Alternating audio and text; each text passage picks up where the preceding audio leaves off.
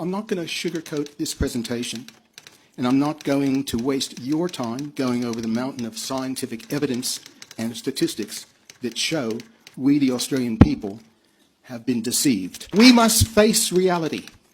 The COVID gene-based vaccines have undoubtedly failed to live up to expectations. These so-called vaccines do not prevent infection, they do not prevent transmission of infection, and they are not keeping people out of hospital. These so-called vaccines are not safe. They have caused more deaths and serious adverse effects than any drug in the history of medicine. Anyone who disagrees with these simple facts has just not bothered to look. Too many lives have been lost. The time has come to speak the truth. Here we go. Countless thousands of health professionals and scientists across the world, including myself, are totally convinced these vaccines are doing more harm than good. We have been misled and repeatedly lied to by our celebrity health bureaucrats over the need for lockdowns, the effectiveness of paper and cloth masks, and completely brainless vaccine mandates which have no basis in science. The level of incompetence is breathtaking. Not only did we receive really incompetent advice, such as you can catch COVID from pizza boxes, and ivermectin is really a horse deworming medicine unsuitable for human use, but these same celebrity health experts still have their jobs. These so-called experts have given us a long list of misinformation and disinformation from the very beginning, which continues to this very day, which is resulting in serious health and social consequences. There is no reflection, no introspection, no contemplation, no apologies, and certainly no changing course, despite the clear facts.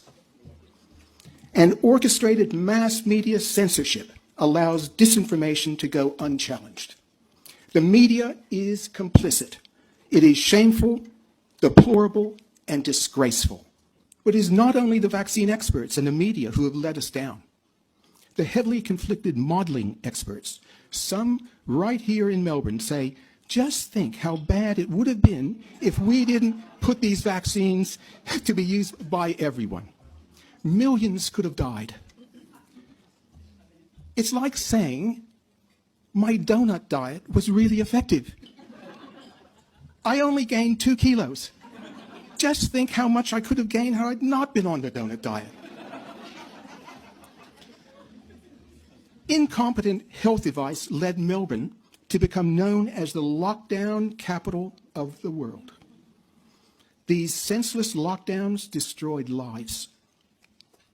Health bureaucrats played a crucial role in stoking the well-orchestrated fear campaign, which continues to this very day. The fear campaign was purposely driven by the inappropriate use of the PCR testing, which we know is not diagnostic for disease, and was never intended for that purpose. Fear stampeded the trusting public into accepting new gene-based so-called vaccines, because our chief health bureaucrats and vaccine experts said they were safe and effective.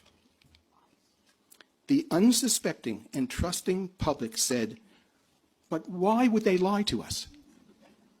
Some of us know why. To those health bureaucrats who beat their chest about how well they have served us, I'd like to remind them that Niger, a poor African nation of similar population to Australia, with only 12% of its people fully vaccinated, has far fewer cases, fewer hospitalizations, and fewer deaths than Australia. Is there anybody among our expert vaccine class brave enough to ask why? Is there even a glimmer of curiosity? I've made 2 detailed submissions to the National COVID Clinical Evidence Task Force, where I provided details of successful national campaigns of early treatment of COVID-19 with ivermectin for hundreds of millions of people in India, in Peru, in Mexico and other countries. These so-called experts did not even bother to respond. The arrogance is breathtaking.